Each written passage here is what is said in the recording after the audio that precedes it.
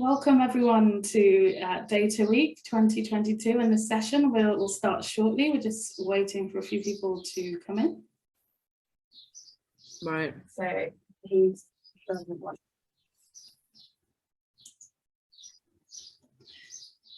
Yeah, sounds a good idea.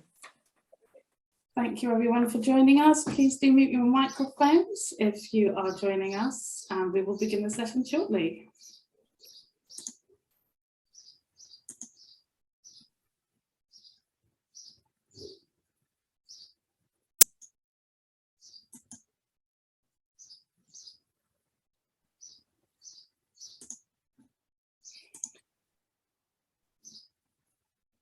Please do take a look at the code of conduct, which is in the chat box while you're waiting. I think, yeah, Elaine has just put it into the chat box. Thank you, Elaine.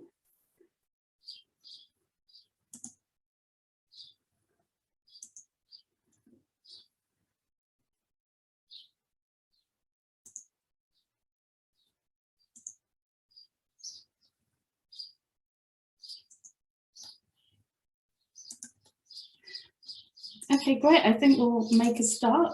I'll start off with our Jean Golding Institute introduction, and people can continue to join. So welcome everyone to Data Week 2022. It's my pleasure to welcome you to this session on the future of digital animation. So the Jean Golding Institute, it's a central hub for data science and data-intensive research. We're one of 5 University of Bristol research institutes, and our aim is to connect multidisciplinary experts across the university and beyond. You can see here we work across these cross-cutting themes, and we produce research and work and collaborate to benefit society. And we have lots of events going on, like Data Week, and we've just had the Bristol and Data AI Showcase at the Shed. We have a lot of training opportunities for people to get involved in, and we also offer funding. So we have PGR and JGI seed corn funding pots available each year that you can apply for. We also have Ask JGI consultancy service where we can help you with your data related queries. And we are partnered with the Alan Turing Institute, the British Institution for National Data Science and AI. So do check us out if you're interested in any of that. Here I'm just sharing with you to have an overview of the schedule for Data Week. It's a bit blurry, so you probably won't be able to read the detail, but you get the idea. There's loads of events. We've got seminars, training and workshops all week and a few social events. We're on Thursday now, so getting towards the end of the week, but thank you to everyone who's come to all the other sessions, and do check out the rest of the sessions going on today and tomorrow. And a big thank you to all of our sponsors. We couldn't have done this without you. So thank you, and we really look forward to working with you in the future also. Last but not least, if you're interested in film, you may also be interested in this event tomorrow afternoon taking place at the Watershed to celebrate the winner of the JGI Data Science and AI Film Prize in association with Bristol Science Film Festival. Do come along, it's going to be fun. We'll all be there, have a chat and have a drink, and we'll be celebrating the end of Data Week also. So we'd love to see you there. And also remember to keep in touch with us. We're on LinkedIn. You can subscribe to our newsletter to find out about upcoming events. You can have a read of our blog, and we also have a data ethics club that you might be interested in. I think that's my intro. So without further ado, I'll just introduce our panel today. We have a fantastic panel. We have Rayna Denison, Professor of Film and Digital Arts. Rayna is Head of Department for Film and Television and a specialist in Japanese animation and animation industry studies. We also have Sarah Street, Professor of Film Studies and Foundation Chair of Drama. Sarah is a world-renowned film historian currently leading a major European Research Council grant on screen tech. We've got Kristian Moen, Associate Professor of Film and Television. Kristian is an animation specialist whose projects range across the history of animation. He also teaches stop motion animation here at University of Bristol and has recently worked on a major project on animating French fairy tale Renard the Fox with Aardman Animations. We also have Amy Stone, Research Associate in Virtual Reality and 3D Modelling. Amy joins us from the Department of Computer Sciences and is working with Sarah on her Screen Tech project to visualize lost film studios in VR. Brilliant panelists. So without further ado, I'll hand you over to Rayna Denison. Hello, everyone. So we have a tight running order for you all today, talking about the digital future for animation. We're going to start with Sarah Street and Amy Stone, who are going to do a joint presentation. Then Kristian's going to pick up for a presentation looking at animation and digital visualization of data. And then I'll round things out with a couple of bits of information about projects the University of Bristol has been involved with lately and how they relate to wider trends within digital animation. So without further ado, I shall pass over the baton to Sarah Street and Amy Stone. Thank you, Rayna, and thanks very much for inviting us to participate in this wonderful event. Amy's going to do a more proper presentation on the work that she's doing for the project, but I am going to introduce it so that you can be orientated as to why we're using the methods that she's going to showcase. So Studio Tech is a research project, as already mentioned, funded by the ERC. And I'm the principal investigator on that project. We're a team of 11 researchers based at Bristol, University of London, Queen Mary, and Southampton. But we all work in different bits of Europe as well, so we're kind of international in that sense. And we're working on the histories of film studios in Britain, France, Germany, and Italy between the years 1930 and 1960. Now, these decades are interesting to us because during that time, studios experienced highs and lows, periods of intense productivity and activity. So they're really fascinating workplace environments. They were also sometimes prone to contraction and major disruptions. So lots of, major events going on, not least such events as the Second World War caused major disruptions in the studios. They also developed physically over time. Some were closed down completely or were repurposed, and some still exist and continue to operate as studios. Now, the project was important because the study of film studios has tended to be dominated by knowledge about the centralized Hollywood system. Far less is known about what actually went on in European studios, and the histories that do exist tend to be general and much more focused on the films that were produced in their walls, rather than the material fabric and histories of the studios. So the project proposes a much more dynamic materialist methodology, linking empirical data with comparative transnational developments that occurred during a major period of change. Now, to do this, we're using a variety of methods, including historical research and a range of spatial analysis, 3D and VR tools that Amy's going to tell you more about, so that we can really explore these studio spaces, many of which no longer exist, as diverse creative and economic structures. So we're bringing the studios back to life, as it were. And our investigations involve highlighting four main themes: architecture, the development of technologies and cultures of innovation, political and economic contexts, and finally, labour relations and production practices. Now, studios, luckily for us, generated a vast range of documentation, contemporary reports, photographs, and other visual records, including non-fiction and fiction films. The team's historical work draws on these sources and data, enabling an active comparative framework to interrogate their structural foundations and changes over 3 decades. So we hope the project will create new understandings of how the collaborative and material environments of studio spaces and technologies shaped film production and cultures. So as Amy will now go on to demonstrate, our 3D and VR work is really important in the Zane because it engages with these very different temporalities and materialities, giving us an opportunity to use studios as the basis for what we hope will be a sort of innovative means of recreating their histories and structures as workshops of film production, of unlocking elusive aspects of their experience as lived working environments, and filling gaps in our understanding, which tend to be evaded by the historical record. So without further ado, I'll pass over to Amy, who will tell you more about the detail of the work that she's been doing. So thanks, Amy. Thanks, Sarah. Right, just move the slide on. Right, today, yes, I'd like to talk about the Studio Tech VR experience and specifically why we're using VR. Because in addition to the 3D reconstruction and preservation of digital assets, it also offers us a way to facilitate greater understanding of some of the core aspects that Sarah just mentioned in terms of architecture and infrastructure through spatial understanding, creativity practices and innovation through studying the technologies that were used, politics and economics and labour relations through the way that the spaces function for those that were working in them, and then a comparison across the 4 countries as well. So through the key affordances of VR, that is immersion, presence, so i.e. the idea of being there, and agency, we're able to create engaging, realistic and interactive environments that will hopefully support the other work that the film historians are doing.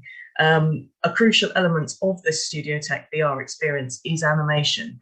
And I'd like to present a case study today of the 360 animation that forms part of the Denham Film Studios VR experience. So the Denham Film Studios opened in May 1936 and were built on an estate called the Fishery, a large site in a sleepy English village 14 miles from London.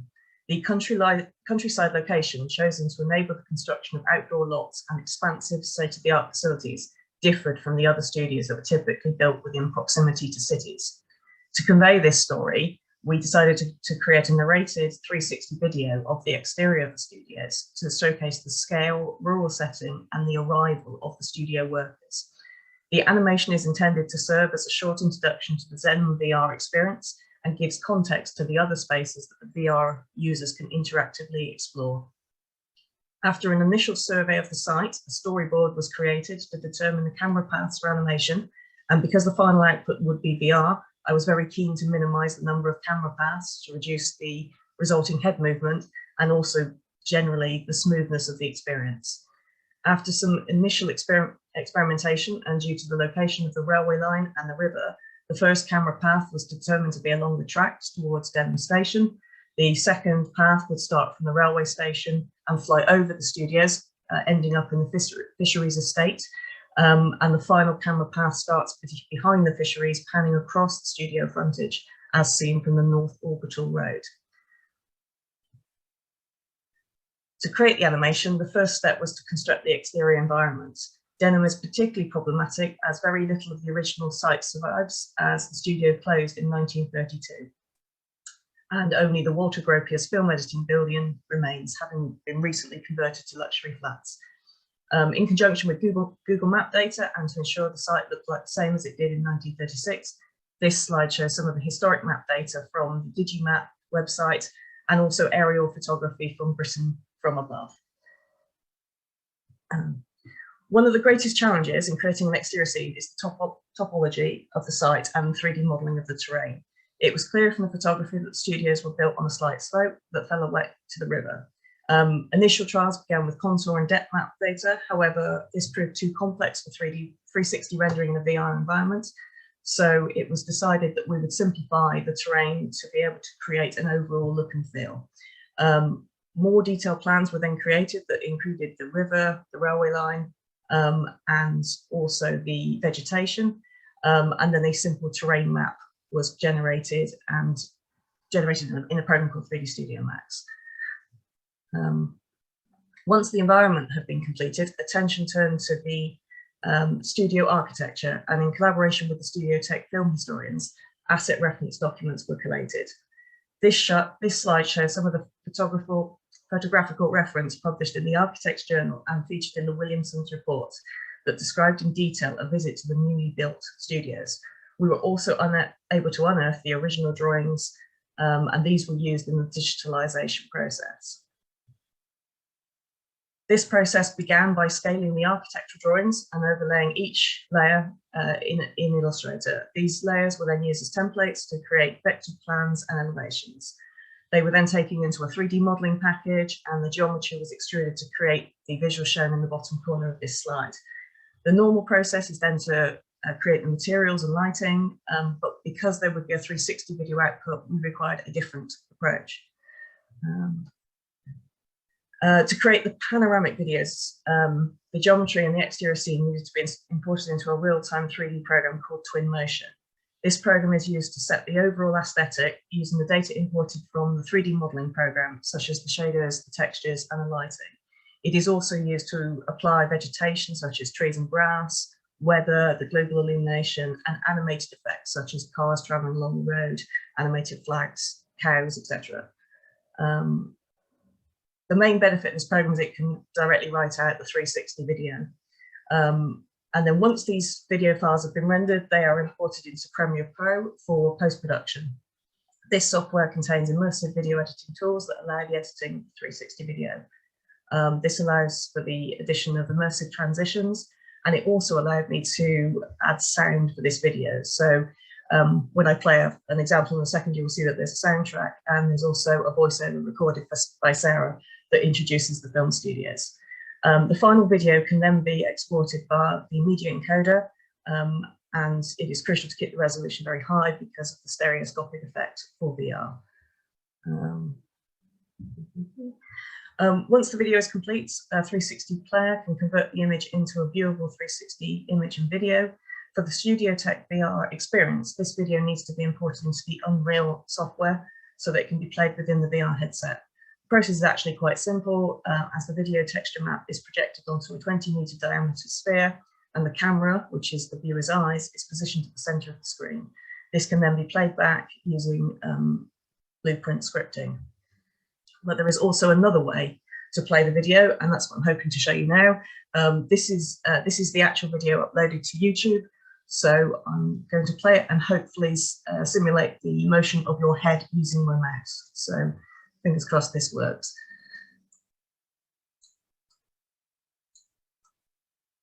So you can move around. It's 1936 and a visitor travels 15 miles out of London to Denham.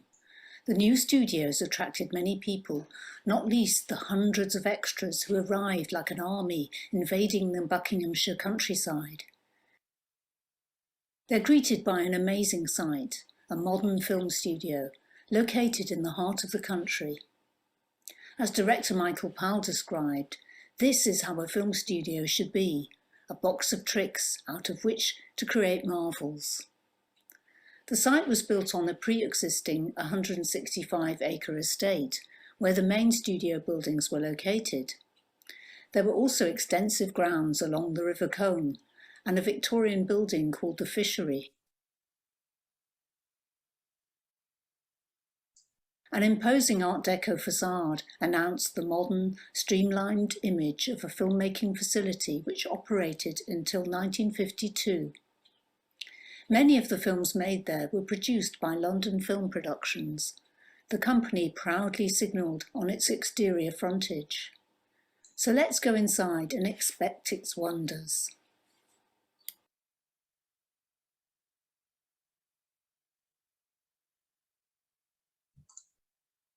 And that's it. Thank you very much.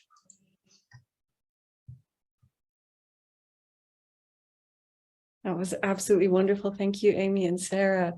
We'll take questions at the end. So if you have questions, please do feel free to put them in the chat while you're waiting. And next, I'm going to hand over to Kristian, who's going to talk to you about some recent projects he's been working on that involved animation as data visualization. Hi, thanks everybody. That was really fascinating. Still recovering from it, still trying to think of all the things you could do to explore a studio in the 1920s and 30s. For me, I'm talking also about a project I did, and I'm just going to share it right now. Just give me 1 second. My screen. There we go. And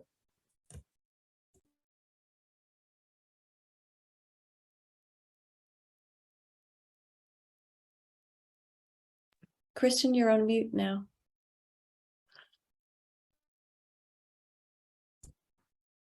am I doing okay now? Thank you. And maybe it's not sharing the screen though. Sorry, it's you'd think I would be used to this, but it's been a little while. Hold on 1 second.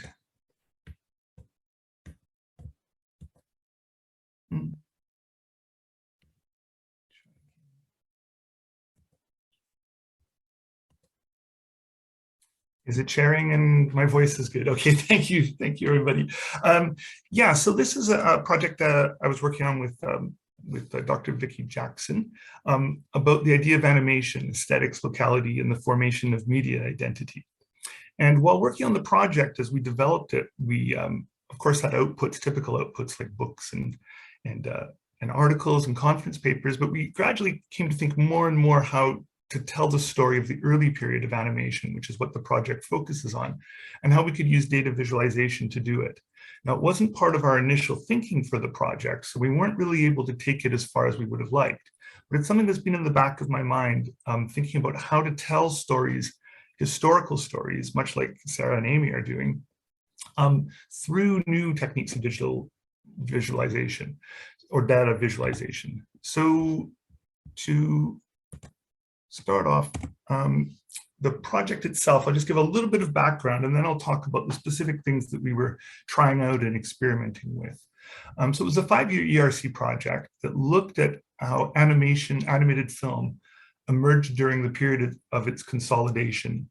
So that's from the introduction of animated films and cinema programs in about 1914, 1915, to the rise of Walt Disney Studios, and then ultimately to the kind of global success of films like Snow White and Seven Dwarfs in 1937. So this is kind of the emergence of a medium. And we looked at three of the most important, or three of many very significant national contexts: United States, England, and France. And we really were trying to figure out through our research how the medium of animation was being understood and used within these different national contexts. The medium itself being something new, so it was developing in new ways with all kinds of diverse voices, all kinds of creative instincts shaping its identity. And as part of this, we gathered data in two main areas. First off, we gathered data in terms of just grouping together a full list of the animated films, or as full a list as we could do for the period. And it's a 25-year period, but you get more than 5,000 films, a mass of short animated films. Almost all of these, except maybe a handful, literally 5, would have been short films, 5 to 10 minutes long at most. But it's a kind of very interesting kind of example of a real hidden kind of treasure trove of different advertising films, films in a series, kind of something that can sometimes be a little bit hard to make sense of because there's such a voluminous amount of these short films.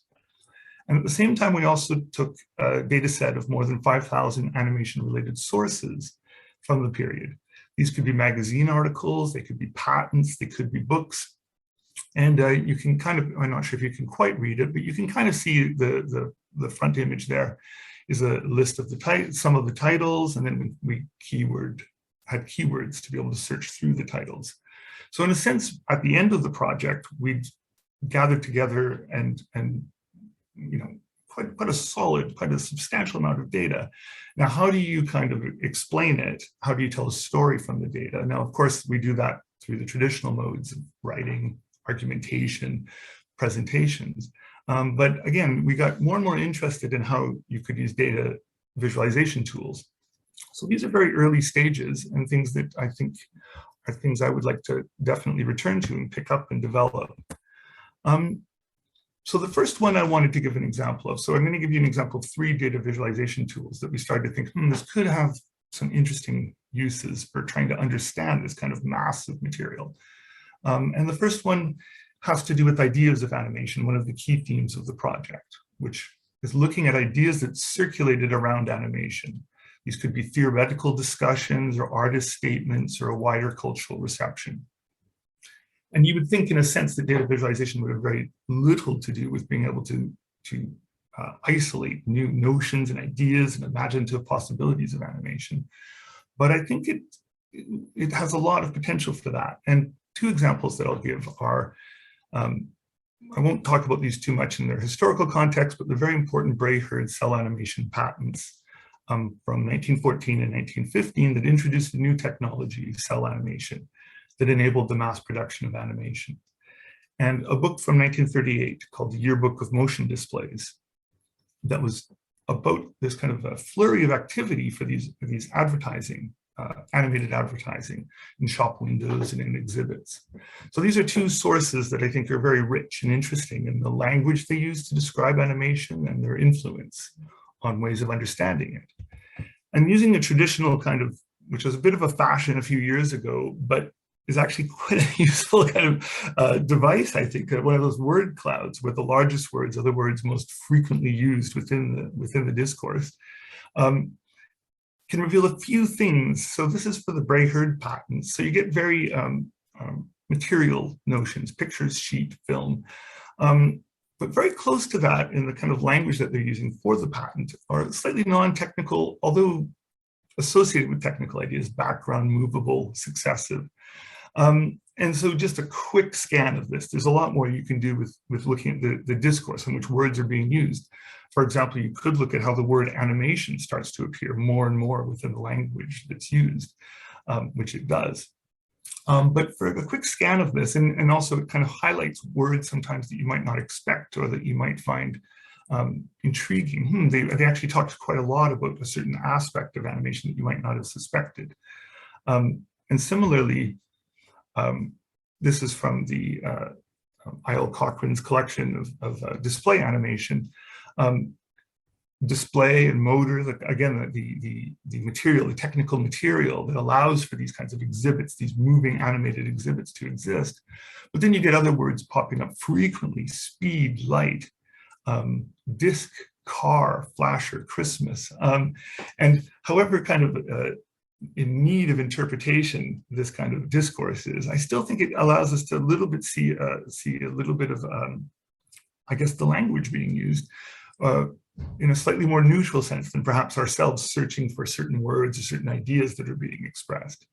So I think it's something, again, that I'd be very interested in developing, trying, especially because virtually all sources now in PDF are OCR ready, like you can immediately turn them into searchable text. So a second key theme, so the first key theme I wanted to talk about was that language and idea of animation, the discourse around animation in its early years. The second theme has to do with animation cultures. And here, what interested us and what we were working on was trying to think of the ways in which animation developed in particular ways at particular points in time, how it was understood, created, and used in a specific time and place. And so, for example, this is the little example here, The Fox Hunt, and British animated film from 1936 by Anthony Gross, who's better known for La Joie de Vivre, which he made a few years earlier with Hector Hoppen. And then a slightly later film after 1940 with Halison Batchelor, Fable of the Fabrics, an advertising film. A few years separate these films, and Halison Batchelor would go on to make the biggest animation studio in the UK, and also direct Animal Farm. But one little thing I wanted to point out that data visualization can help us see is, if I just do a quick share screen here.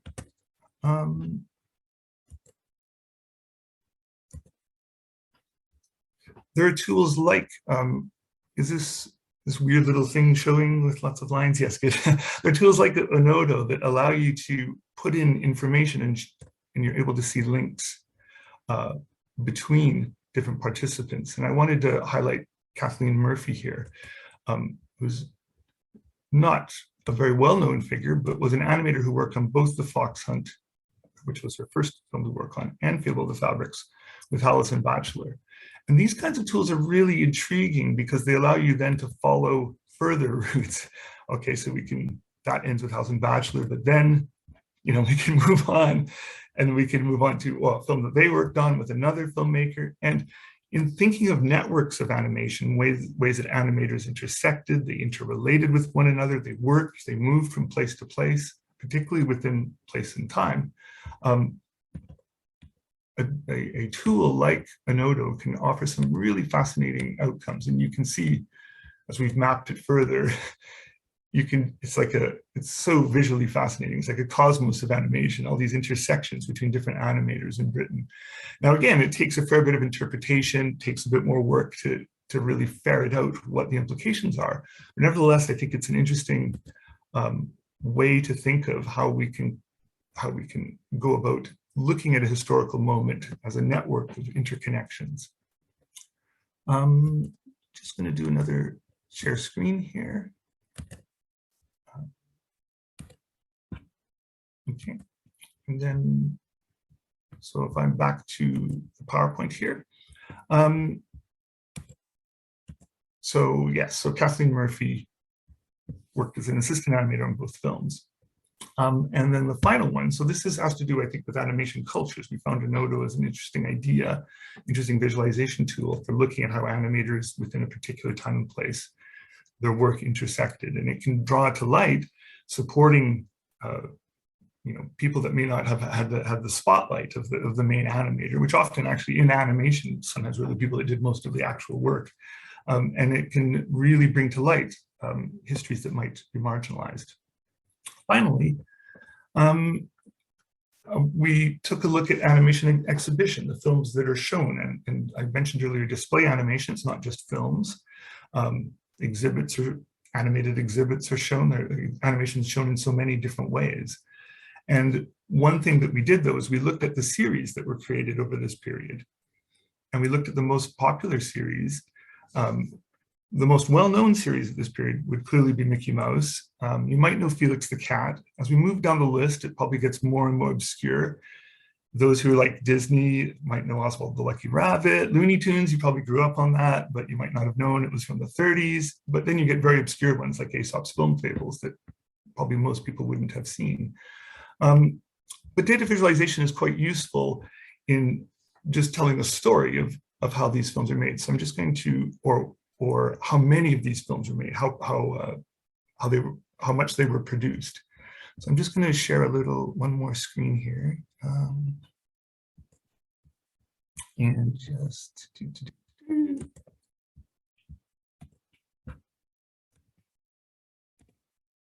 this one is great because it's animated itself.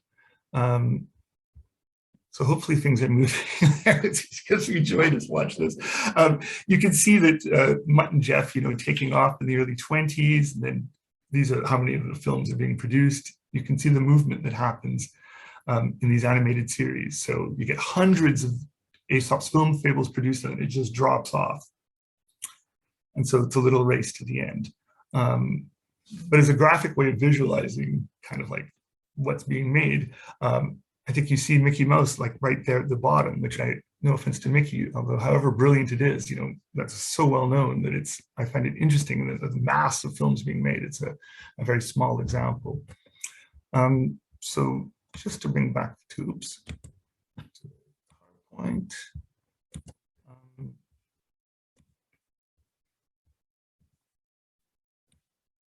So I think animation exhibition, thinking about what particular films are shown, a simple data visualization can tell a story that brings overlooked animated series to life.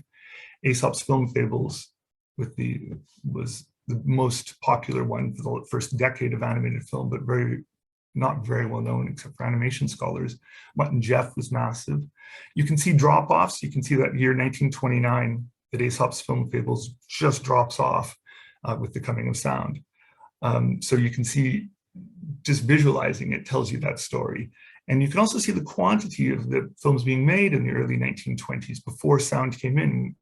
Often we think of sound and animation as very interconnected, but before the emergence of sound, there was a mass of animated films being produced, a really diverse and interesting selection. So to wrap up, these were areas we're exploring, and I hope to continue to think of new ways to tell the story of the history of animation through different visualization techniques. And so these had to do with exhibition, animation cultures, and ideas of animation. So thanks, everybody.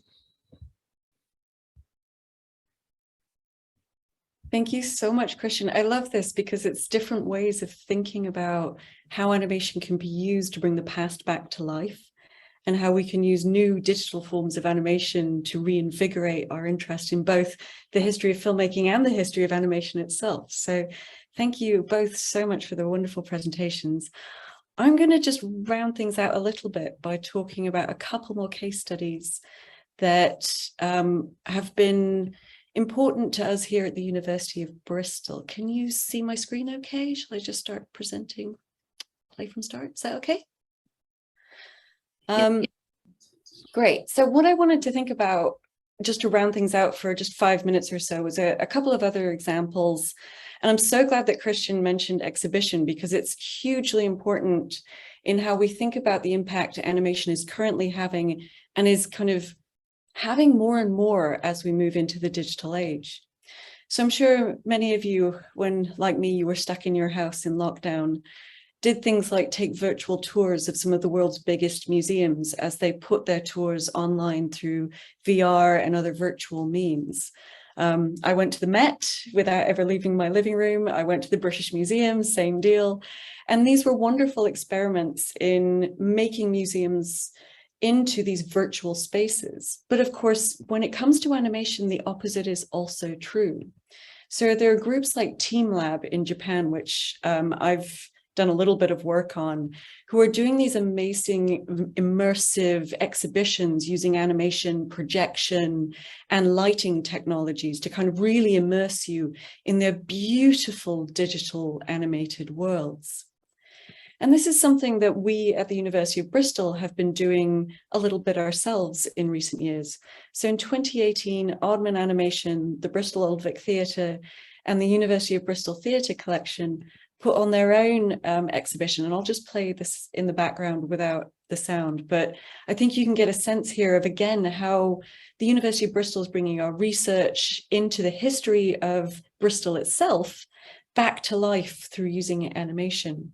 So here you can see, projected onto one of the original walls of the Bristol Old Vic, animation that was created by Aardman Animation that details the architecture behind the building of and the history of the Old Vic Theatre, which I think it's lovely. It's on YouTube if you wanted to go watch the rest of it. So I think that's one way in which we can use animation, and will be increasingly using animation, to reveal hidden histories that have otherwise long been forgotten or lost. Very much like we can bring a whole studio back to life through Amy and Sarah's VR experience. An additional way that I think it talks to me very personally, and one that is, I think, increasingly important in terms of the future of digital animation, is the way digital animation is also being used to give communities who have been marginalized and overlooked in their histories a bigger voice and a platform from which to tell their stories.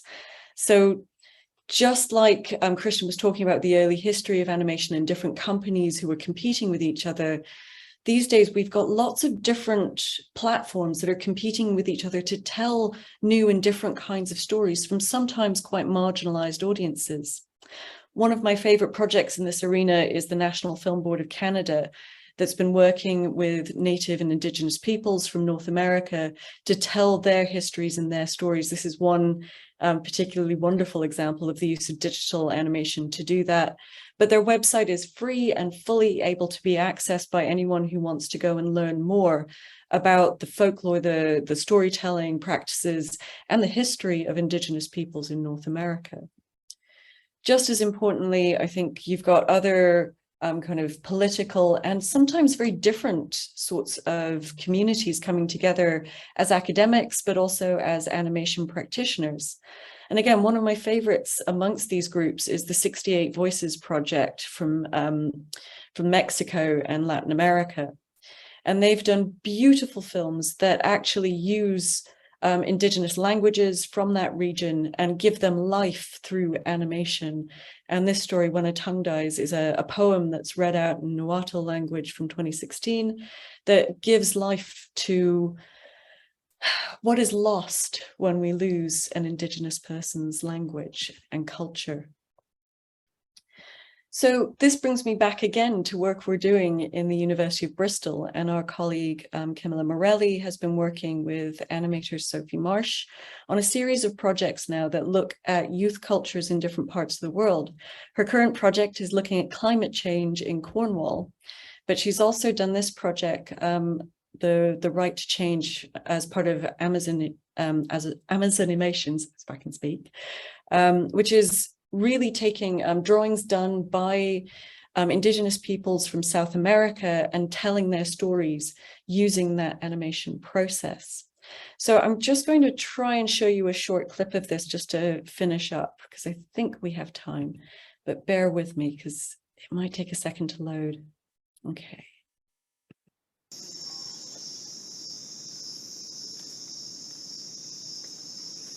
Can you all see that okay?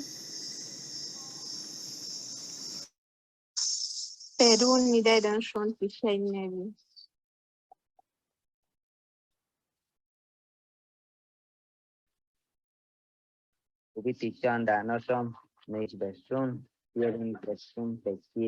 Can you see okay? No, we've only got no. You've got the sound. Let me see, hang on. But we can hear it, but we can't see it. Right, let me try that again. Maybe I won't, because we are very short of time, but it's beautiful. And I'm so sorry you can't see more of it. Apologies, the technology is just not with me today. I think the important thing to take away from this, of course, is that the voiceovers were all being done by the indigenous peoples. The animation was being created from original drawings by the same people. And then all that we were doing was, all that Camilla and Sophie were doing was creating the movement that helped to give life to those stories. And so this is one of the ways in which I think we'll see more and more animation becoming more politically, environmentally, culturally important in the future as well. So from high art culture to the histories of our filmmaking communities around the world, to films that help tell the stories of people around the world, I think we're seeing digital animation moving closer and closer into the heart of academia, but also into the heart of culture and our means of understanding one another. And I'll stop there and we'll see if you have any questions. But thank you so much, all of you, for coming today. Thank you ever so much, Rayna. That was really, really interesting. And Amy, Kristian and Sarah, really, really great presentations, all on different facets and angles there. Really a lot of food for thought. Yeah, I did actually put a question in the box because I was just really interested, like the scope of this project seemed massive. The first project of, recreating that space. I mean, I'm wondering how big the team was that took this on, and what was the biggest challenge that you kind of faced? How did you overcome it? And can we actually download it and on our own VR headsets at the moment? Yeah, thank you for that question.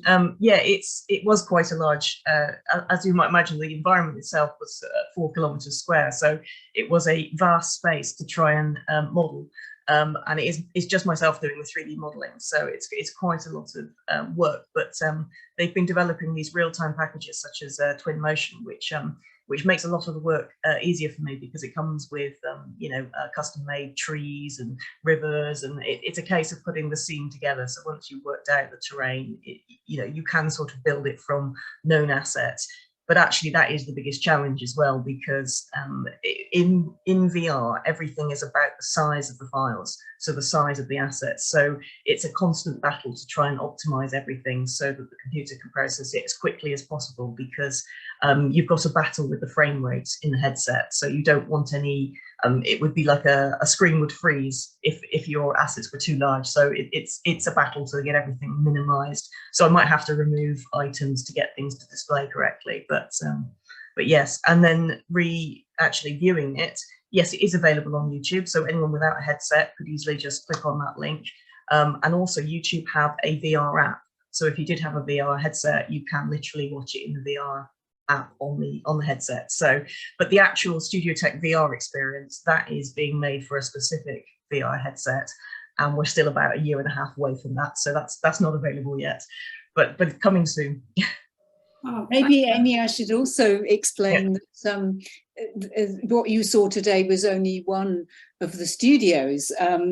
Because there are 4 countries being dealt with in the project, we have a concept which allows, with the VR experience, people to go into a studio in Germany, a studio in France, and a studio in Italy, as well as the British one. So people will be able to compare, studios, and different things are highlighted, and we're taking different approach to what VR can do with each of the 4 studios. So it's very much in development. So early stages, yeah. Well, not that early, but yeah, it's in process. That sounds great. I look forward to comparing the studios and looking at the ones in the countries. Thanks. Did Neil want to ask a question? Yes, so Neil's put a question in the chat, but hi, I Neil. put it in the chat, but I can, hello everybody. Shall I just kind of ask the question verbally then? I put it in the chat. So thank you, fascinating presentation, it's great. Sarah and Kristian, particularly, you're using these new digital techniques as ways of engaging with histories, of visualizing data about them, or helping other people to investigate the sites that you have been investigating. I was just thinking of today's seminar title, from your insights into histories and the methods you've been using, what do you see as headlines for the future of digital animation? What's specifically digital in conception, and what is more about digital as a means of doing things that are not necessarily digital in conception? I know who wants to try and tackle that. Kristian, I think I'm going to have to pass it back to Kristian. That's I got the chance to read the question beforehand, so I've had a few seconds to mull this one over. I think it's such a good question, Neil. I mean, I might be taking it off in my own direction here, but the one thing I would say is that animation lends itself so strongly to communicating the kind of information, and I think we can see it with Sarah's and Amy's project so well. It's such a motion, it's such a vivid way to communicate the ideas, that if I were to think about ever developing further these data visualizations, I would want to animate them. And so if part of the question is how digital animation itself is a tool for communicating these kinds of research findings, I definitely think that that's very much a wave of the future. But at the same time, because they're not static images, it creates issues of exhibition and ways of sharing them. But nevertheless, I do think that motion of data visualization, I think, is probably really, really central and really fascinating. I may have missed the question, but hopefully that relates to some aspect of it. I suppose if I could just add something to that, it would be to say one of the big debates recently has been about the pervasiveness of digital animation in all kinds of walks of life and all kinds of industries. So there is a kind of argument being made at the moment that a lot of what is happening in terms of visual culture now is digital and animated. Particularly with the rising importance of the video game industry and things like the Unity engine in television, film, and other kinds of visual production. So in some ways, I think we've gotten past the point where digital is the future, and it's also now. But I think for me, the pervasiveness of digital is what's really interesting in terms of animation, because more and more of what we're seeing is digital and animated, but it's not presented as that. So there's almost a kind of hidden set of uses of digital animation that we're not really recognizing as such. Yeah, really interesting. I'm just thinking of all the other uses that maybe on our phones, apps, and all these kind of things that we don't directly relate that with. Has anyone else got any questions?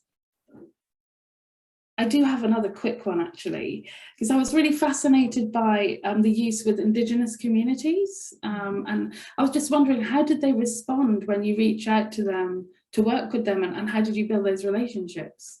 That was Camilla Morelli's project. I've talked with her about it and I've read her work on it, and she's built really long-standing relationships with those communities. She's an ethnographer, so that's what she does. And then what she did was introduce them to Sophie Marsh, who's an animator, and they worked on workshops together to really bring those stories to life in a visual and to give them movement, just like Kristian was saying. And this is something we're seeing happening increasingly within ethnographic and other kinds of work, where normally you would do, I guess, documentary kinds of filmmaking, but animation gives you ways of telling stories for people that are not otherwise representable. So that's why it's such a great example, I think, of animation as a future forward technology, because it can help us recover lost histories that can't be just documented by filming them. Yeah, totally. Really interesting. I'd like to see that animation at some point. Well, thank you everyone for today. Thank you Rayna, Amy, Sarah and Kristian. Really enjoyed fantastic presentations. This will be available for people online. And thank you to everyone who's helped out behind the scenes from the JGI team and for everyone attending today. We really appreciate you coming along, and we couldn't have done it without you all. Thanks for coming. Yeah, thank you. Thank you very much. Enjoyed it. Thank you for organising. Have a good day all. Thanks, bye. Okay, bye.